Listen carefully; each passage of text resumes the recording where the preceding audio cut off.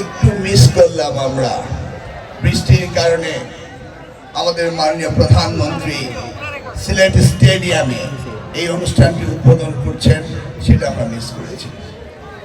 আজকে আমরা চাঁদপুরে নতুন করি 2026 এই অনুষ্ঠানে সভাপতি উপস্থিত রয়েছেন আমাদের মাননীয় সংসদ সদস্য শেখ ফরিদ আহমেদ মানিক, মোমেন সাহেব এবং হান্নান সাহেব সহ আমাদের জেলা প্রশাসক সলিমুল্লাহ সেলিম সহ পুলিশ সুপার সহ আজকের এখানে যারা রয়েছে সুধী মন্ডলী, আসসালামু আলাইকুম।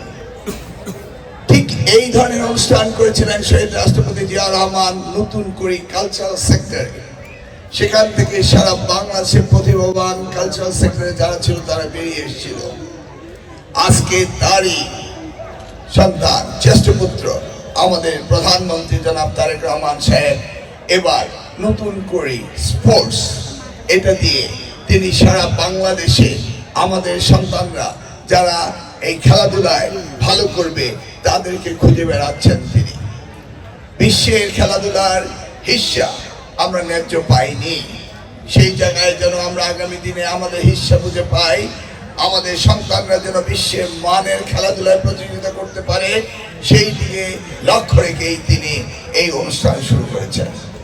আমরা দেখেছি বিগত দিনে সামাজিকভাবে আমাদের তরুণ প্রজন্মের অবক্ষয় ঘটেছিল, তারা মাদক আসক্ত হয়েছিল। ফ্যাসিস্ট সরকার এই ব্যাপারে কোন রকম কার্যকরী সিদ্ধান্ত তারা নেয়নি।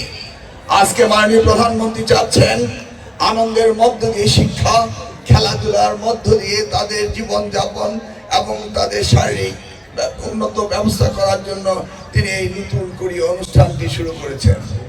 আমরা শিক্ষা মন্ত্রণালয় থেকে প্রাথমিক স্কুল থেকে মাধ্যমিক স্তর থেকে এবং বিশ্ববিদ্যালয় পর্যায়েও আমরা খেলাধুলার প্রতিযোগিতা শুরু করে দিয়েছি।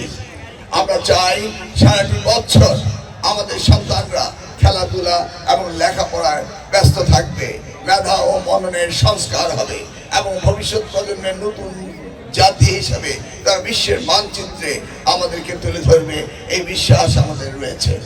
সেই দিক থেকে আজকে এই সরকারের নতুনভাবে এই স্পোর্টস নতুন করে আমরা শুরু করতে যাচ্ছি মাননীয় প্রধানমন্ত্রীর নির্দেশে।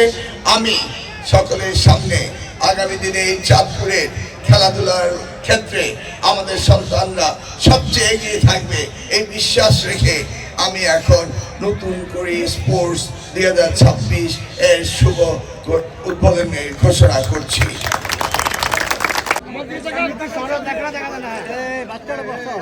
ভাই সাইরেন না ভাই, সামনে দৌড় দিব দেন ভাই।